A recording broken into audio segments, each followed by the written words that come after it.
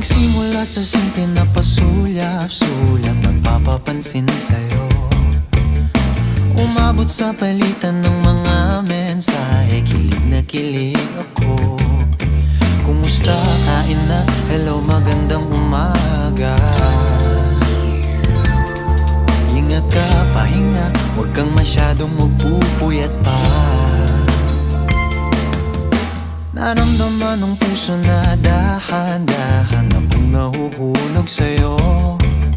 Sa kada araw natin na pag-uusap, meron nang